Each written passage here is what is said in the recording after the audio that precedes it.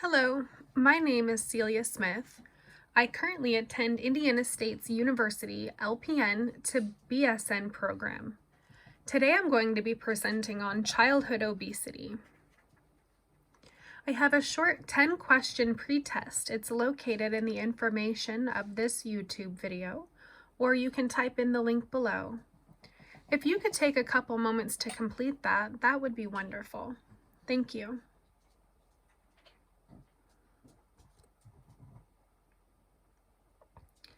The objectives of today's video is to identify what childhood obesity is, identify cultural and racial disparities in childhood obesity, identify risk factors that lead to childhood obesity, identify ways to prevent childhood obesity, and identify some simple nutritional needs for children.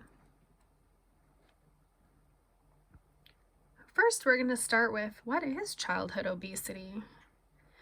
Well, it's a condition where the child is considered significantly overweight for their height and age comparison. Now, being overweight in adolescence or childhood is classified as being in the 85th to 95th percentile of BMI for your age range. Now, being obese is classified as greater than or equal to being in the 95th percentile for that BMI and age range. What are risk factors of childhood obesity? There are several different factors that can play a role in obesity. Genetics. Are your parents larger or are they smaller? Access to junk food, sugary food, saturated fat foods, fried foods, or do they have access to good healthy foods? Food addiction. Sugar and food addiction is real. Availability to food. Do they only have food for short periods of time? Is there food all around their house? There's aggressive advertising done for food. Convenience is also a main factor, an indicator for food choices. Medications can cause diabetes. Insulin, parental obesity, a sedentary lifestyle, and more.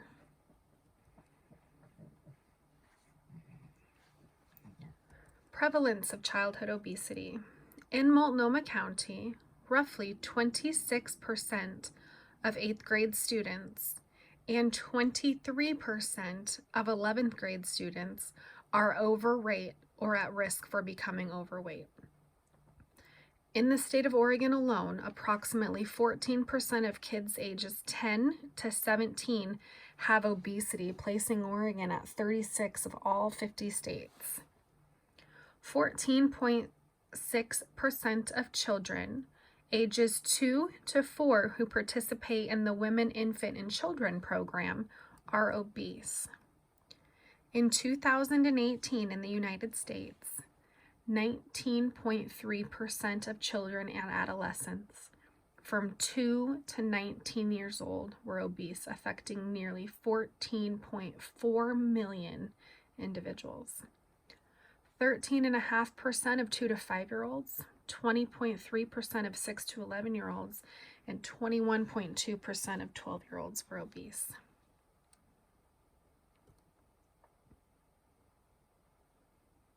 Health consequences of childhood obesity.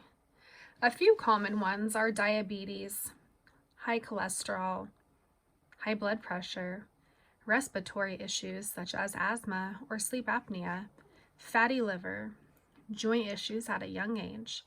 There can also be psychological and social issues related to weight gain. Gastrointestinal issues, you can have renal issues, you can have flat feet and forearm fractures, hypergonadism for boys, and polycystic ovary syndrome for girls, coagulotherapy, chronic inflammation, exercise intolerance, even eating disorder and poor self-esteem are health consequences of childhood obesity. Cultural and racial disparities in childhood obesity. There is a significant disparity seen in the United States in obesity and racial and ethnic groups. The CDC reports that the following obesity prevalence percentages among the youth in the following demographics. Hispanic youth, 22.4% have childhood obesity. Non-Hispanic Black youth, 20.2% have obesity. Non-Hispanic white youth, 14.1% have childhood obesity. Non-Hispanic Asian youth, 8.6% have childhood obesity. And the following data of people that are on the SNAP program, which is Supplemental Nutritional Assistance, 76.1 people who participate in that. Funds are given to families in need. The head of household is white.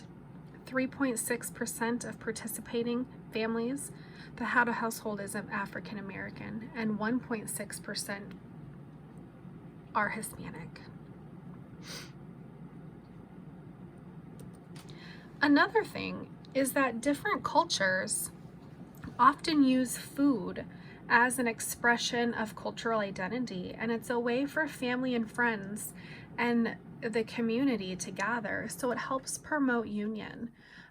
Two that come to mind rather quickly are quinceañeras, where Hispanic 15-year-old girls celebrate their birthday on becoming a female, and bar or bat mitzvahs is for firstborn children turning 12 or 13, depending on their gender.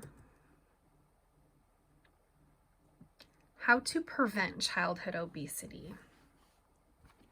According to the CDC, breastfeeding reduces the risk for obesity by 61.5% if that infant is breastfed for greater than 6 months.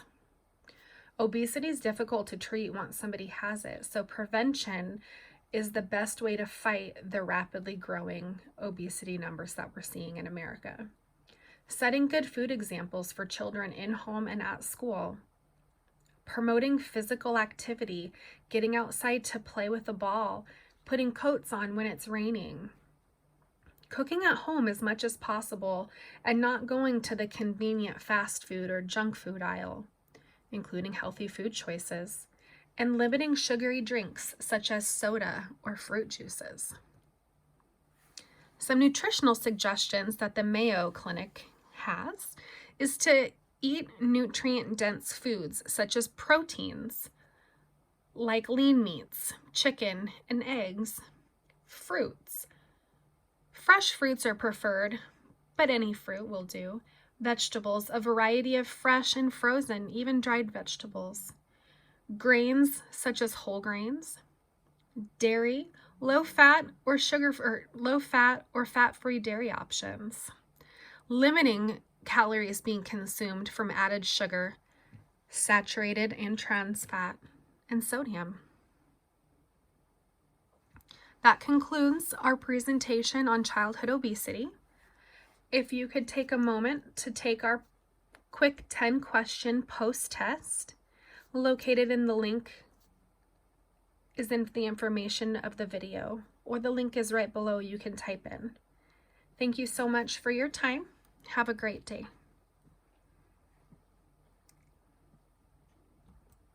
Here's a list of references.